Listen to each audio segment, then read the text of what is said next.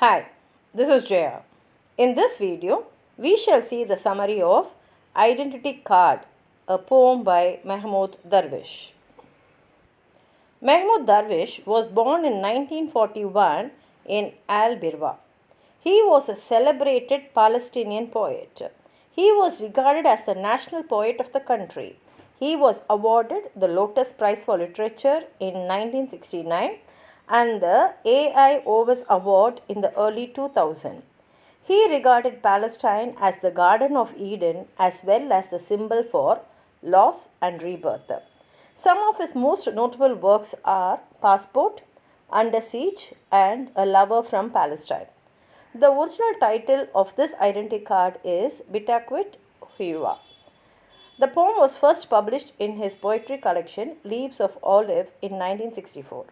In Arabic, the name of the collection is Avras Ai Zaitun.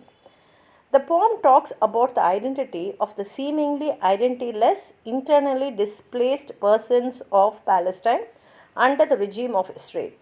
The poem explores emotions like anger, frustration, and helplessness felt by the people who are reduced to cards as their only proof of identity.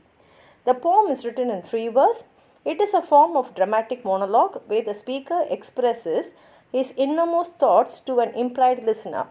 The poem is written in 63 lines. The lines are divided into 6 stanzas, each varying in length. In the beginning of the poem, he boldly proclaims his Arab identity. He tells an Israeli official to put on record what he says. He cites his card number as 50,000.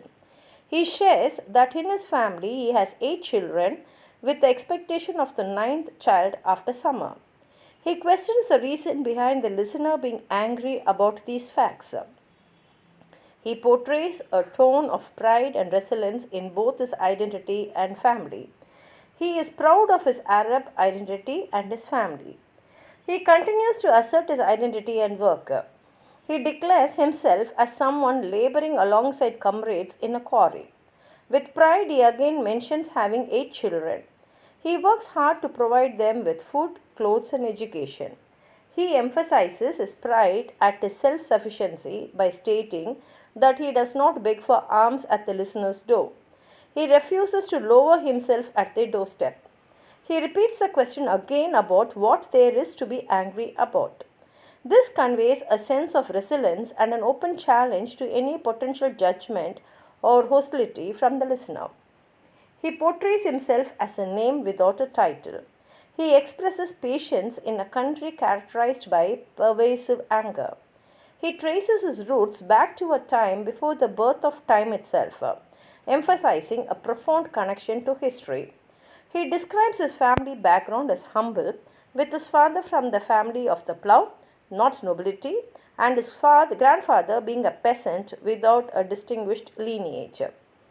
The dwelling is a modest watchman's hut made of sticks and reeds. He challenges any preconceived notions about his status, emphasizing being a name without a surname. He is expressing his Arab identity again, talks about his physical characteristics. He says that he has jet black hair and brown eyes. His distinctive feature is the equal cords over a keffish, a traditional Arab headdress over his head. He warns the listener that the headdress can scratch anyone who touches it. He states his address is in a remote and forgotten village with unnamed streets where the majority of the people work in the fields and quarry. He is repeating the question about what there is to be angry about to convey the sense of resilience and challenges any potential negativity regarding his identity and background. He asserts his identity as an Arab and accuses the listener of stealing his ancestors' vineyards and the land he once cultivated with his children. All that remains for him and the coming generation of his grandchildren and even their children are rocks and nothing else. He questions whether the government will also take away those rocks. He has heard rumors that the government will take everything from them and leave them with nothing at all. He expresses a deep sense of loss and concern about the ongoing disposition of land. He boldly declares that the listener should put on record that he has no hatred towards any people and doesn't trespass on anyone's property. He is peaceful and does not bother anyone. However, he issues a warning that if hunger were to drive him, he would consume even the flesh of his usurper. And the speaker warns the authorities to beware of his hunger and anger. Now let's see the poem. Put it on record. I am an Arab, and the number of my card is 50,000. I have 8 children, and the ninth is due after summer. What's there to be angry about? Put it on record. I am an Arab, working with comrades of toil in a quarry. I have 8 children. For them, I wrest the loaf of bread, the clothes, and exercise books from the rocks, and beg for no alms at your door. Lower not myself at your doorstep. What's there to be angry about? Put it on record. I am an Arab. I am a name without a title. Patient in a country where everything lives in a whirlpool of anger. My roots took hold before the birth of time, before the bargaining of the ages, before cypress and olive trees, before the proliferation of weeds. My father is from the family of the plough, not from high-born nobles, and my grandfather was a peasant without line or genealogy. My house is a watchman's hut made of sticks and reeds. Does my status satisfy you?